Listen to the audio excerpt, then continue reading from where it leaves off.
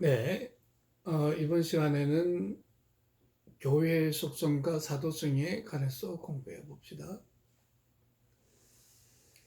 교회는 다양성 중에 통일성, 그리고 개체성 중에 보편성, 재성 중에 성성을 갖고 있죠. 그래서 우리 교회는 거룩하지만 재성이라는 그 한 부분이 여전히 남아있고, 보편성이라는 얘기는 카톨릭, 즉 우주적이다 라고 말하지만, 그러나 하나의 교회, 하나의 개체성도 중요하게 여겨지죠.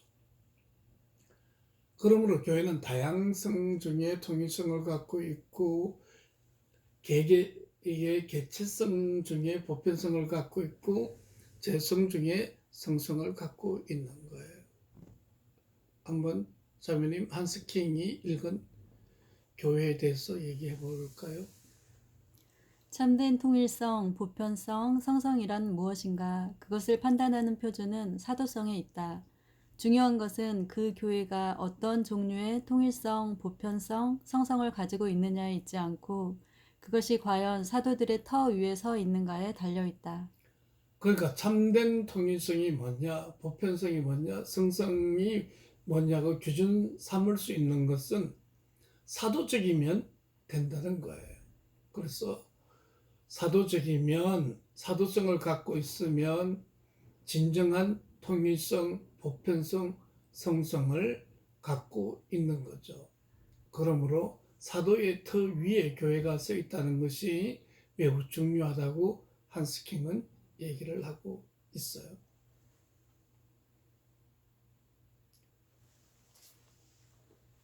교회의 위치와 역할을 보면 교회는 하나님의 백성이다 이렇게 말할 수 있어요. 베드로전서 2장 9절 읽어볼까요?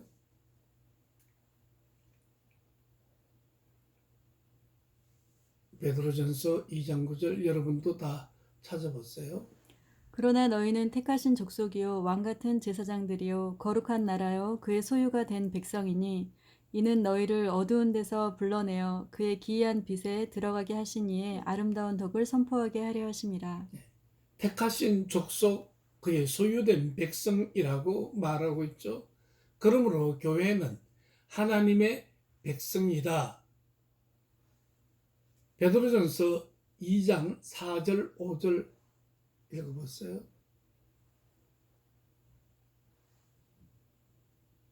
사람에게는 버림바가 되었으나 하나님께는 택하심을 입은 보배로운 산 돌이신 예수께 나아가 너희도 산돌같이 신령한 집으로 세워지고 예수 그리스도로 말미암아 하나님이 기쁘게 받으실 신령한 제사를 드릴 거룩한 제사장이 될지니라.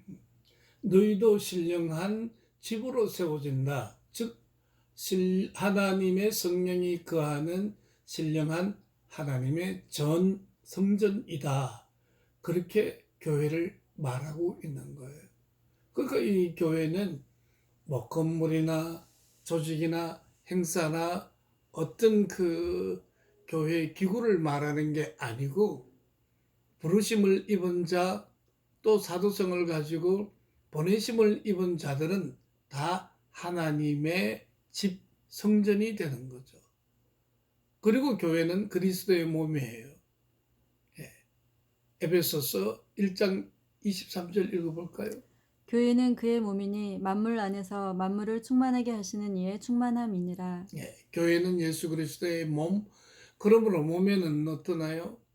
머리가 있고 팔다리가 있고 심장이 있고, 또 나아가서는 발이 있고, 그러나 그 어떤 것도 귀하지 않는 것이 없죠. 그러므로 몸이 그리스도의 몸이라고 했을 때에 교회는 모두 다 귀하고 중요한 존재이면서, 교회가 다 모여서 하나님의 몸을, 그리스도의 몸을 만들고 있음을 볼 수 있습니다.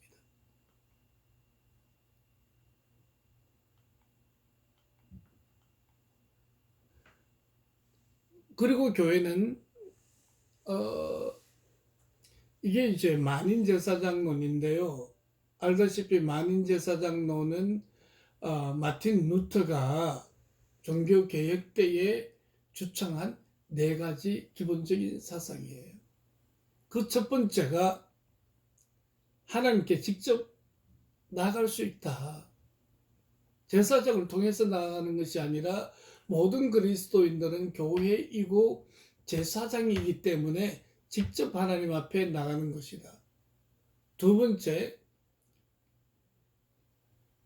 직접 하나님 앞에 영적 제사를 드릴 수 있다. 그리고 말씀을 증거할 수 있다. 중보하는 기도 사역을 할 수 있다.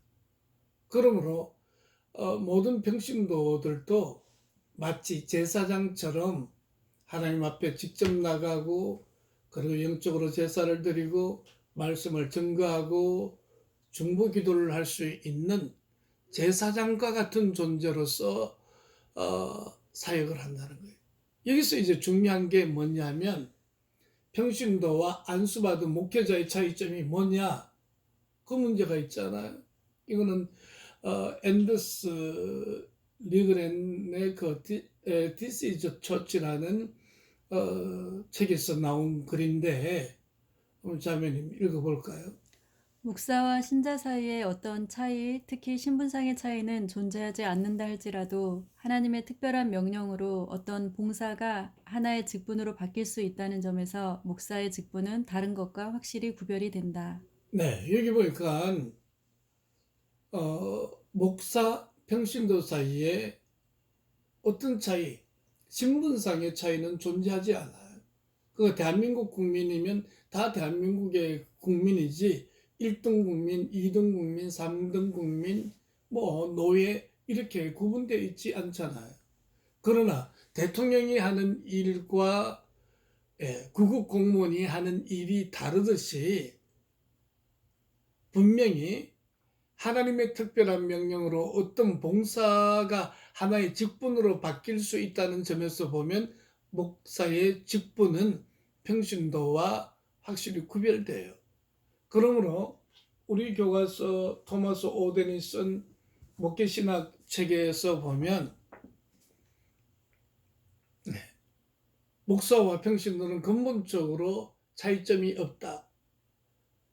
그러나 종이 한 장만큼 또는 머리카락 한 올만큼의 차이가 존재할 뿐이다 그랬어요. 그러나 그 한 장의 차이가 너무너무 견고해서 마치 금강석, 다이아몬드처럼 확실한 경계가 있다는 거예요. 그러므로 평신도도 사도성을 갖고 있고 평신도도 제사장이지만 그러나 어떤 하나의 봉사가 직분으로 바뀌어진다는 점에서 보면 안수받은 목회자에게 부여되어져 있는 그 권위와 힘은 다른 것이라고 말할 수 있는 것이죠. 그래서 신분상의 차이는 없다. 하지만 사역상의 권위에 있어서는 차이가 있을 수밖에 없다. 마치 구급 공무원이 하는 일과 대통령이 하는 일이 다르듯이 어떤 사역상의 권위가 차이가 있을 수 있다고 오덴도 말하고 한스킹도 말하고 있어요. 그러면서 목회자의 권위는 성경과 모범에 있다. 그러니까 경찰, 검사 또는 힘 있는 어떤 권력가처럼 그렇게 군림하고 높은 자리에 올라가는 그런 권위가 아니라 예수 그리스도처럼 섬기는 권위, 모범을 보이는 것에서 목회자의 권위는 저절로 만들어진다고 말할 수 있어요. 여기서 우리가 교회의 한 두 가지 속성을 생각해 볼 수 있는데 그것은 첫째는 교회는 무형교회가 있어요. 또 두 번째는 교회는 유형교회가 있어요. 무형교회는 인비지블 처치라고 하는 거예요. 무형교회는 보인다. 예, 유형교회는 보인다는 의미로 비지블 처치. 그럼 인비지블 처치는 유니버셜 처치라고도 말할 수 있어요. 그리고 보이는 교회, 비지블 처치는 눈으로 보이니까 일종의 로컬 처치를 말하는 거예요. 또 하나님의 교회 한 사람 한 사람을 말하는 거예요. 그러므로 유니버셜 처치, 우주적인 교회는 하나님이 구속하시고 그의 백성 삼으신 과거, 현재, 미래의 모든 사람들을 말하는 거고요. 그리고 비지블 처치, 유행교회는 하나의 지역교회를 말하는 것이에요. 그래서 지상교회이고, 그리고 유니버셜 처치는 장차 천국에 들어갈 사람들, 이미 들어가 있는 사람들이기 때문에 천상교회라고도 한다는 것을 기억해 두시면 좋겠어요. 그러면 교회의 존재 이유가 세 가지라고 말할 수 있어요. 왜 교회가 존재할까? 첫째, 하나님의 영광을 위하여 예배 공동체죠. 둘째, 교회 자체를 위하여 훈련하고 교육하는 교회 공동체를 생각해 볼 수 있을 거예요. 셋째, 세상을 위하여 선교 또 구제하는 교회를 말하는 거죠. 그러면 이사야 43장을 한번 볼까요?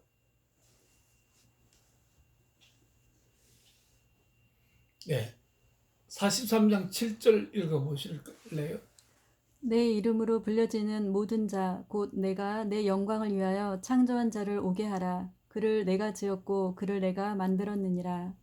예, 내 이름으로 일컬어지는 모든 자를 내게로 오라 그렇게 말하고 있어요. 그런데 그들을 창조하신 이유가 뭐라고 말씀하고 있습니까? 21절을 한번 읽어볼까요?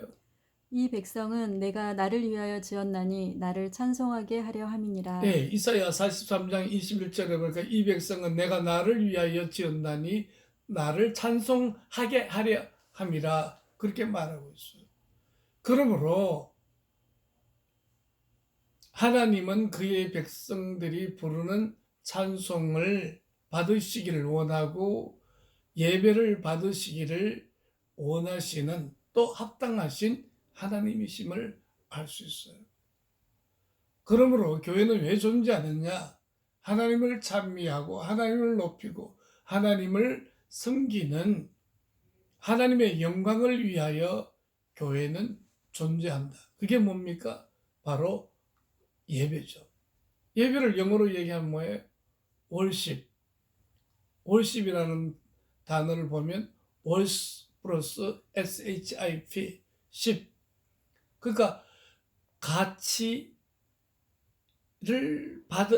충분히 가치가 있는, 즉 하나님은 찬미를 받으실 만하시고 하나님은 영광을 받으실 만하시고 그의 자녀들이 부르는 찬송을 들으실 만한 분이기 때문에 우리는 그분을 예배한다, 그런 의미가 있어요. 그러므로 교회는 예배 공동체예요. 또 교회는 세상을 위해서 존재해요. 즉 선교하고 구제하고 전도하는 일을 하는 거죠.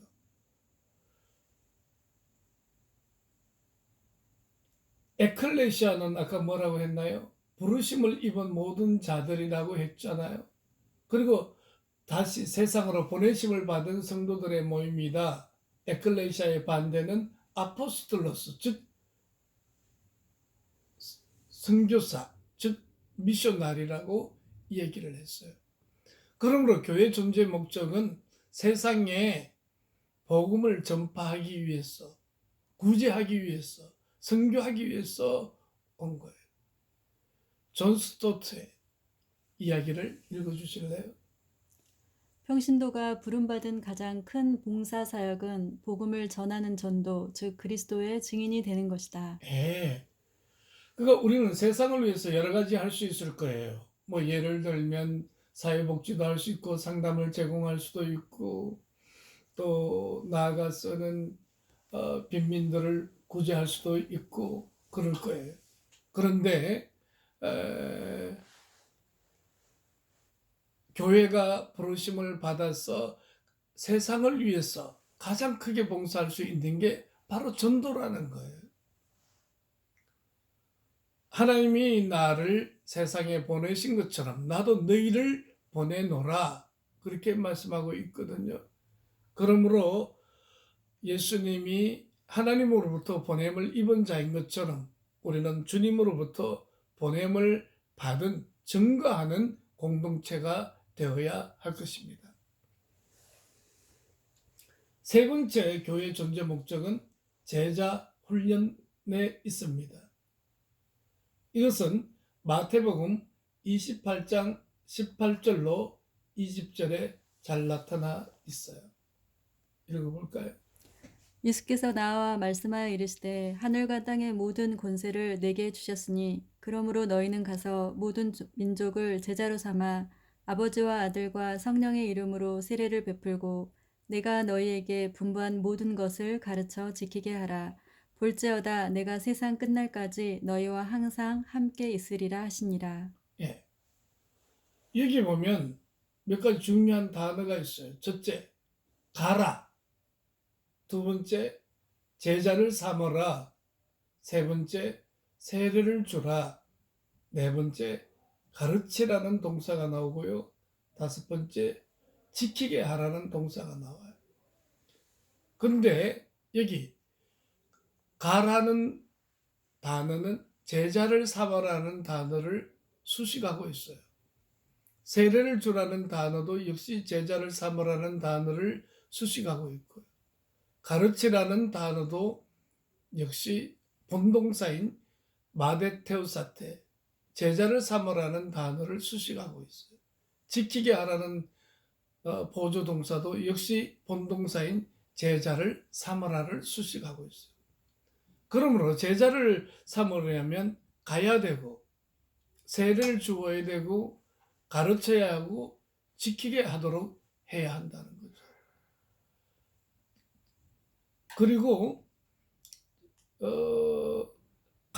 왜 우리는 가야 됩니까? 제자 삼기 위해서. 왜 우리는 세례를 줍니까? 제자 삼기 위해서. 왜 가르치고 지키게 합니까? 제자 삼기 위해서. 그러므로 다시 한번 정리하자면 교회의 존재 목적은 세 가지인데 하나님의 영광을 위하여 예배 공동체, 그리고 교회 자체를 위해서 전도, 증거, 사회복지, 구제하는 일들, 그리고 세 번째 존재 목적은 바로 교회 자체를 위해서 제자 훈련, 양육의 그 목적이 있는 것입니다. 그러면 교회의 범위를 오늘날 보게 되면 예전에는 교회 범위를 제도적인 교회의 국간에서 생각을 했지만 지금은 교회와 세상을 동시적으로 본다는 것입니다.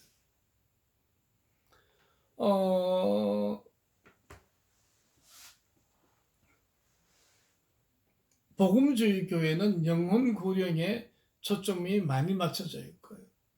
그리고 또 에큐메니칼 교회는 주로 구제, 사회복지, 선교에 초점이 많이 맞춰 있어요.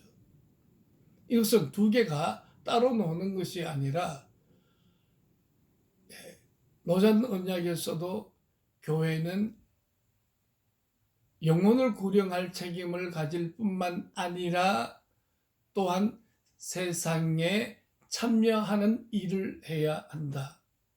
그럼 우리는 계급투쟁설처럼 그렇게 쟁취하고 투쟁하면서 사회 참여하느냐, 그것이 아니라 우리들의 직업으로서 또 사랑으로서 세상에 참여해야 한다는 것이에요.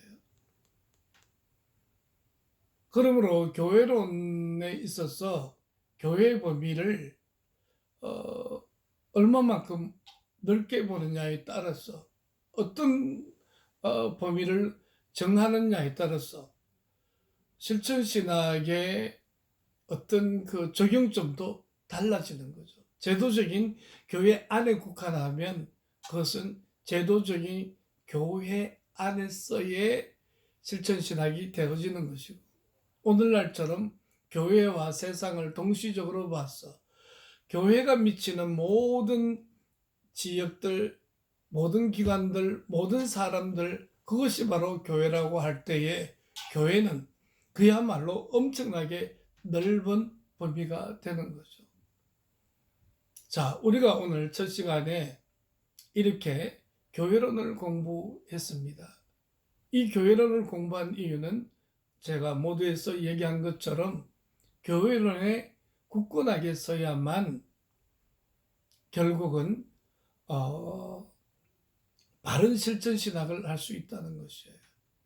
그러므로 내가 가진 교회가 정통적이고 내가 가진 교회론이 바른 어떤 교회론을 가졌다면 그의 목회적 신념도 바를 것이고, 그리고 나아가서 그의 목회적 실천도 역시 바를 수밖에 없잖아요. 그러므로 오늘날 우리는 교회란 무엇인가에 대한 근본적인 이해가 없이는 그 어떤 실천신학의 학문성에 접근할 수가 없다는 것을 알기 때문에 첫 시간에 이와 같이 교회론을 먼저 공부하게 된 것입니다. 네, 이로써 첫날 강의를 다 마치게 되겠는데요.